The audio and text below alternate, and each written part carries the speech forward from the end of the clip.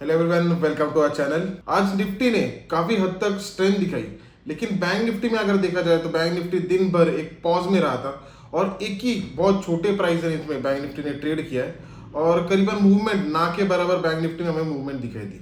तो जो भी ऑप्शन बाइंग में अगर बैंक निफ्टी में काम करते हैं उनके लिए काफी दिक्कतें हो जाती है, क्योंकि ऑप्शन बायर्स को क्या चाहिए होता है, ऑप्शन बायर्स को एक सडन मूवमेंट चाहिए होती है, वो कहीं पे भी हो, पुट साइड में हो या फिर कॉल साइड में हो। तो किसी भी साइड में अगर मूवमेंट होती है तो फिर वो ऑप्शन बायर्स के लिए एक अच्छी बात साबित होती है। हाँ, लेकिन क्या हमेशा मूवमेंट मिलने वाली है तो वो हम नहीं तय कर सकते। स्टॉक मार्केट है, वो अपने हिसाब से चलने वाला है। कुछ दिन ऑप्शन बायर्स के लिए रहेगी, कुछ दिन ऑप्शन सेलर्स के लिए रहेगी। अलग अलग तरीके का मार्केट रहेगा। कुछ दिन बहुत ज़्यादा मूवमेंट्स रहेंगे, कभी नहीं रहेंगे। तो हमें जो जो जिनको लॉन्ग टर्म काम करना है तो उनको ये चीज़ों को हैंडल करना सीखना ही होगा।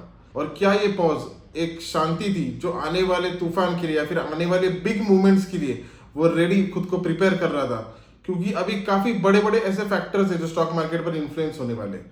सबसे बड़ी जो बात है वो है कि इन्फ्लेशन। अभी इन्फ्लेशन का डेटा निकल के आने वाला है। कल उनका प्रोड्यूसर प्राइस इंडेक्स का डेटा निकल के आने वाला है और जब परसों कंज्यूमर प्राइस इंडेक्स का डेटा निकल के आने वाला है। और उसके उस डेटा से काफी हद तक ये समझ आएगा कि इन्फ्लेशन की हालत किस तरह से है और क्या आगे जाके रेट कट्स की पॉसिबिलिटी दिखाई दे रही है या फिर रेट कट शायद इस बार ना हो। तो वो पॉसिबिलिटी के ऊपर यूएस मार्केट्स की काफी बड़ी मूव रिस्पॉन्सिबल रहेगी। अगर डेटा कुछ हद तक अगर अच्छा आता है और अगर ये डिनोट करता है कि आगे जाके शायद रेट कट्स हो सकते हैं तो बहुत बड़ी अपसाइड मूवमेंट हमें मार्केट में दिखाई दे सकती है। और अगर डेटा ऐसा आता है कि अगर आगे जाके रेट कट्स होने की पॉसिबिलिटीज कम होती दिख रही होगी तो फिर उसमें बहुत बड़ा फॉल की भी आशंका यूएस मार्केट्स में है। और यूएस मार्केट्स का इम्पैक्ट काफी हद तक इंडियन मार्केट्स पर भी हो सकता है। तो ये एक काफी बड़ी खबर है। ये जो जो 1 से 2 दिन या कल या परसों में ये जो सारी न्यूज है ये सारी पूरी डिजॉल्व हो जाएगी। मतलब परसों तक ये सारी न्यूज हमें पता चल जाएगी। उसी के साथ आज एक काफी इंटरेस्टिंग खबर हुई थी और कल हमें यूएस मार्केट्स में एक काफी इंटरेस्टिंग मूव हमें दिखाई दी और एक काफी इंटरेस्टिंग सिचुएशन भी दिखाई दी जो मैं आपके साथ डिस्कस करूंगा।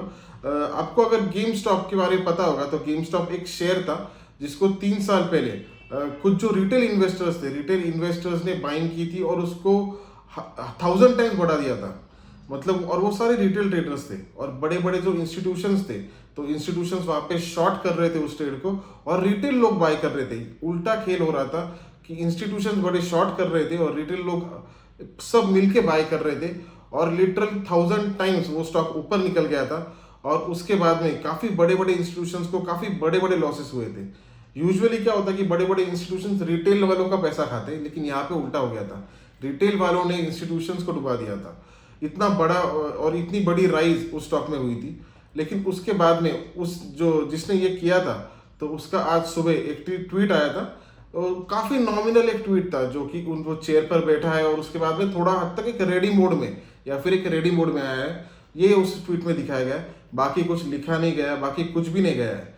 और सिर्फ इतने ट्वीट के बाद जो यूएस के जो लोग थे या फिर ट्रेडर्स थे उन्होंने 85% उस स्टॉक को ऊपर निकल गया। सिर्फ इस रीजन की वजह से क्योंकि वो जो उन्होंने ट्वीट डाला था, जिन्होंने ये चीज किया था, उनका नाम केती गिल है। तो उनके इस ट्वीट के बारे में जिसमें कुछ लिखा भी नहीं गया या फिर कुछ डिस्क्राइब भी नहीं किया, इस ट्वीट की वजह से 85% गेम स्टॉक का भी स्टॉक और रेडिट का भी स्टॉक और काफी अन्य जो स्टॉक्स थे उनमें करीबन 80% तक राइज हमें दिखाई दी। तो कभी कभी ऐसे लगता है कि जो मार्केट्स भी है वो कितने इमोशनल ड्रिवन होते हैं। मतलब कुछ फंडामेंटल कुछ नहीं हुआ, ना कुछ टेक्निकल हुआ, कुछ भी नहीं हुआ है उसमें। सिर्फ एक आदमी ने एक ट्वीट डाला और उस ट्वीट में भी कुछ मेंशन नहीं किया, लेकिन इतना बड़ा मूवमेंट मार्केट्स में दिखाई दी। तो ये एक डिनोट करता है कि कभी कभी स्टॉक मार्केट्स काफी इमोशनल भी हो सकते हैं और एक सेंटिमेंट जो होता है, सेंटिमेंट को भी मार्केट्स को बहुत यूज ड्राइव कर देता है। और इसी के साथ में अगर इंडियन मार्केट्स का देखा जाए तो इंडियन मार्केट्स का डेटा रिलीज हुआ था और इंडियन मार्केट का जो सीपीआई इन्फ्लेशन आया वो 4.83 पर आया। मतलब इन्फ्लेशन काफी हद तक कम हो रहा है और वो 11 मंथ लो आ चुका है। तो काफी हद तक जैसा यूएस मार्केट्स में जो दिक्कत है वैसे हमारे यहाँ पे नहीं दिख रही है। हमारे यहाँ पे कुछ हद तक इन्फ्लेशन कंट्रोल में आते हुए दिख रहा है। हाँ, अगर देखा जाए तो यूएस इन्फ्लेशन का जो टारगेट है वो 2% है, हमारा अभी 4.83 पर काफी डिफरेंस है। हाँ, लेकिन हमारी इकोनॉमी के हिसाब से हम एटलीस्ट कूल डाउन कर रहे हैं और कुछ हद तक इन्फ्लेशन कंट्रोल में आ रहा है। तो अभी अगर यूएस मार्केट्स का या फिर अन्य ये चीजों का अगर इंडियन मार्केट्स पर इंपैक्ट होता है तो कौन से मूव निफ्टी और बैंक निफ्टी पॉसिबल, ये सारी चीजों का भी हम डिस्कस करेंगे। अभी निफ्टी अगर देखा जाए तो निफ्टी ने करीबन 22,217 पर क्लोज दिया है और जो मैंने ये लेवल लिख के रखी थी जो 22,234, ये काफ़ी क्रूशल लेवल है। और निफ्टी जब तक इस लेवल को, ये एक रेजिस्टेंस को ब्रेक नहीं करती, तब तक इसमें एक बड़ी मूव अपर साइड में पॉसिबल नहीं होगी, मुझे ऐसे लगता है। ये बात मैं इसके लिए कह रहा हूँ क्योंकि अगर देखा जाए तो ये रेंज काफ़ी क्रूशल इसके पहले भी रही है। अगर यहाँ पर भी अगर देखा जाए तो यहाँ पर भी काफ़ी रेजिस्टेंस इस लेवल से निफ्टी ने किया था, जो कि 22,250 टू 230 इस रेंज में था। लेकिन इसको ब्रेक करने के बाद एक अपर साइड मूवमेंट काफ़ी अच्छी हमें उसमें दिखाई दी थी, जो कि करीबन 22,700 तक, मतलब करीबन 500 टू 550 पॉइंट्स की इसमें मूव हमें दिखाई दी थी उसके बाद में। तो इसी सेम तरीके से अभी अगर निफ्टी इसके ऊपर अगर ओपन होती है तो 22,250 का मेरा स्टॉप लॉस रहेगा, और मेरा जो फर्स्ट टारगेट जो रहेगा, मुझे ऐसा लगता है कि 22,235 के या फिर 250 के ऊपर अगर निफ्टी टिकती है तो 22,500 मतलब 250 पॉइंट्स की रैली हमें आने वाले दिन में दिख सकती है। तो वहां तक मैं उसको होल्ड करूंगा। और सेम इसमें अगर मुझे इसके नीचे अगर वो रहती है तो फिर उसमें मुझे ऐसा लगता है कि वापस 21,864 मतलब यहाँ तक निफ्टी जा सकती है। लेकिन फर्स्ट जो मेरा टारगेट रहेगा, तो मैं इसमें शॉर्ट ट्रेड जो रहेगा मेरा 22,250, ये मेरा स्टॉप लॉस रहेगा। और मेरा जो फर्स्ट टारगेट रहेगा वो करीबन ये लेवल रहेगी, जो कि फर्स्ट टारगेट 22,000 ये रहेगा। और इसके नीचे अगर रहती है तो 21,900 ये मेरा सेकेंड टारगेट निफ्टी में रहेगा।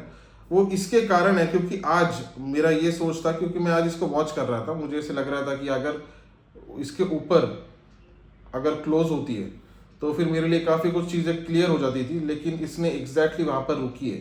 तो अभी यही देखना है क्या इसको ब्रेक करके ऊपर सस्टेन कर पाती है, या फिर यहाँ से वापस एक डाउन टर्न, या फिर यहाँ से वापस एक बेरिश ट्रेड निफ्टी जनरेट करती है। तो एनीवेज किसी भी डायरेक्शन में अगर किया तो मुझे मेरा स्टॉप लॉस पता होगा कि मेरा स्टॉप लॉस कहाँ पर है, जो कि ये लेवल रहेगी। और मुझे टारगेट भी मेरे पता है, जो फर्स्ट टारगेट कहाँ पर होगा, अपर साइड में, जो कि 22,500 है यहाँ पर। और डाउनवर्ड साइड में अगर देखा जाए तो 22,000 डाउनवर्ड साइड में मेरा फर्स्ट टारगेट रहेगा। और सेकंड टारगेट मेरा 21,900, ये मेरा सेकंड टारगेट रहेगा। और सेम इसमें अगर बैंक निफ्टी में देखा जाए, और बैंक निफ्टी में अगर देखा जाए, बैंक निफ्टी के लिए 47,900 ये काफ़ी क्रूशल लेवल थी। और दिन भर लगातार बैंक निफ्टी उसी रेंज के करीबन काफ़ी बार उसने टच किया और वहाँ से करेक्ट होती रही। 15 मिनट्स के ग्राफ अगर देखा जाए तो उसमें काफ़ी बार उसने टच किया और वहाँ से डाउनवर्ड डायरेक्शन में। और सिमिलरली जैसे निफ्टी ने किया है, वैसे बैंक निफ्टी ने भी उस क्रूशियल लेवल के एग्जैक्ट थोड़ा सा नीचे उसने उसके क्लोज दिए। अभी इसमें भी वही सेम सिचुएशन है। अगर इस सिचुएशन को ब्रेक करती है, अगर बैंक निफ्टी 47,900 को ब्रेक करती है अपर डायरेक्शन में, तो फिर 48,300 इस लेवल तक जा सकती है। तो 47,900 के ऊपर अगर बैंक निफ्टी रहेगी तो मैं उसको 48,300 ये मेरा फर्स्ट टारगेट रहेगा, और यहाँ तक ही मैं उसको होल्ड करूंगा, क्योंकि मुझे ऐसे लगता है कि ये ब्रेक करना काफी उसके लिए प्रॉब्लमेटिक होगा। लेकिन ये अगर ब्रेक हो जाती है, क्योंकि काफी पोजीशंस इस लेवल पर ओपन थे और उसकी वजह से कंफ्यूज मार्केट में क्या होता है कि काफी दिक्कतें आती है। ऐसे जो इंपॉर्टेंट या फिर जो क्रूशियल लेवल जो होती है उनको ब्रेक करने के लिए काफी दिक्कतें आती है। लेकिन अगर वो ब्रेक हो जाती है तो फिर उसके बाद में कुछ हद तक मूव हमें दिख सकती है, जो करीबन 48,300 तक आ सकती है। और यहाँ से अगर नीचे रहता है तो फिर मेरा यही 47,923 का स्टॉप लॉस रहेगा। काफ़ी सिंपल स्ट्रैटेजी से मैं काम करूँगा, क्योंकि मुझे मेरे लेवल्स पता है, मुझे मेरा स्टॉप लॉस पता है और मुझे मेरा टारगेट पता है।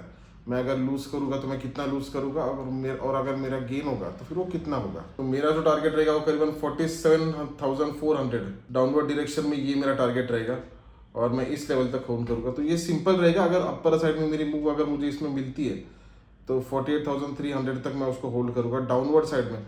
क्योंकि कैसे है कि अगर क्रूशियल लेवल पे अगर मार्केट्स नहीं रहे तो फिर कुछ हद तक कन्फ्यूजन हो सकता है।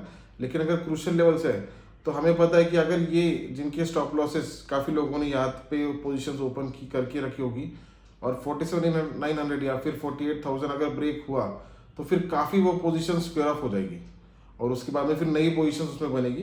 तो फिर उसकी वजह से फिर वहाँ तक जा सकता है कि जो कि मुझे ऐसे लगता है 48,300 रहेगा, और डाउनवर्ड साइड में 47,400 ये मुझे लगता है। तो आने वाले टाइम के लिए ये मेरी मूव रहेगी।